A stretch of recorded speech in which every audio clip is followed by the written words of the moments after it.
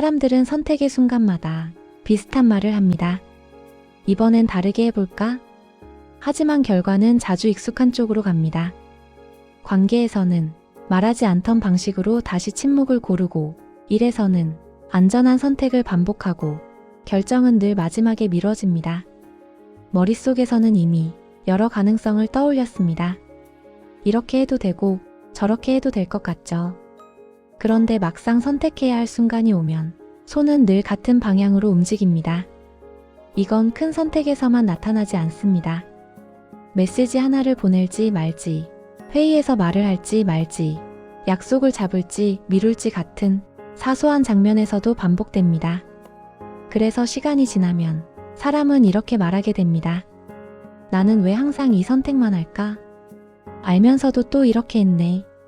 선택은 달라질 수 있을 것 같았는데 행동은 거의 변하지 않습니다. 이 행동에는 하나의 구조가 있습니다. 선택 재생 패턴이라고 부를 수 있습니다. 사람은 매번 새롭게 선택한다고 생각하지만 실제로는 이전에 가장 많이 사용했던 선택을 다시 재생합니다. 마치 버튼을 누르듯이요. 이 패턴의 특징은 이렇습니다. 선택을 하기 전에 가능성을 충분히 떠올립니다. 하지만 결정하는 순간에는 가장 익숙한 방향으로 손이 갑니다. 그래서 선택은 새로워 보이지만 실행은 늘 비슷합니다. 다르게 할 수 있었던 여지는 있었는데 몸은 이미 알고 있는 쪽을 고릅니다. 이걸 반복하다 보면 사람은 선택 자체에 문제가 있다고 생각합니다. 내가 판단을 잘 못하나? 하지만 실제로는 판단보다 재생된 경로가 문제인 경우가 많습니다. 사람의 선택은 그 순간에 만들어지지 않습니다. 이미 저장된 경로에서 호출됩니다. 뇌는 빠른 결정을 좋아합니다. 모든 선택을 새로 계산하면 에너지가 많이 들기 때문이죠. 그래서 이전에 사용했던 선택을 안전한 경로로 저장해 둡니다. 이 경로는 성격으로 만들어지지 않습니다. 반복된 환경과 결과가 쌓여 형성됩니다. 말을 꺼냈을 때의 반응, 미뤘을 때의 편안함, 피했을 때 줄어들었던 부담감. 이런 결과들이 선택 경로를 강화합니다. 그래서 선택의 순간이 오면 뇌는 묻지 않습니다. 이번엔 어떻게 할까? 대신 이렇게 처리합니다. 이 상황에서는 이 경로. 여기서 중요한 점이 하나 있습니다. 생각은 여러 방향으로 갈 수 있어도 선택을 실행하는 경로는 한정돼 있다는 것입니다.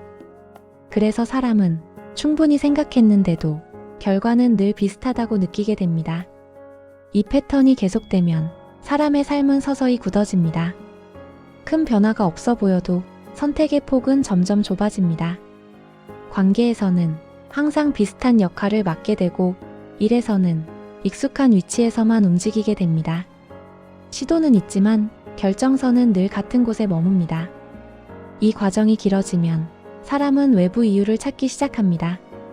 환경이 그래서 그렇다고 말하고 상대가 변하지 않아서 그렇다고 설명합니다.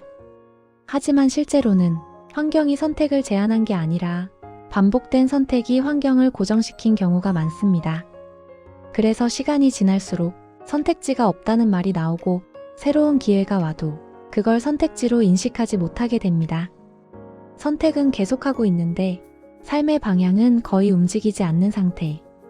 이게 이 패턴이 만들어내는 결과입니다. 여기서 사람은 갈림길에 서게 됩니다. 선택을 바꾸고 싶다는 생각은 들지만 경로를 바꿀 준비가 되어 있는지는 다른 문제입니다. 하나는 계속 같은 선택을 반복하는 쪽입니다. 익숙하고 빠르고 결과를 이미 알고 있는 경로죠. 큰 불안은 없지만 방향도 크게 달라지지 않습니다. 다른 하나는 선택을 바꾸는 게 아니라 선택이 나오는 경로를 의심하는 쪽입니다. 지금 이 상황에서 왜 이 선택만 떠오르는지, 왜 다른 경로는 바로 사라지는지 그 지점을 바라보는 선택입니다. 이 선택은 눈에 띄지 않습니다. 행동이 달라진 것처럼 보이지도 않죠. 하지만 이 지점에서 사람의 선택 구조는 갈라집니다. 둘 중 무엇이 옳다고 말하진 않습니다. 다만 선택의 순간마다 사람은 이 두 갈림길 중 하나에 서게 됩니다. 사람이 반복하는 건 선택 그 자체가 아니라 선택이 자동으로 불러와지는 경로일지도 모릅니다.